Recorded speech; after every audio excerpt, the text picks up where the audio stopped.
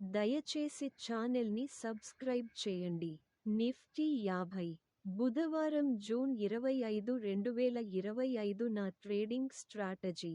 నేను కొనుగోలు చేస్తాను, లాంగ్ స్ట్రాటజీ చేస్తాను. 25,050 పాయింట్ల కంటే ఎక్కువ కొనండి. 1,25,150. 2,25,386.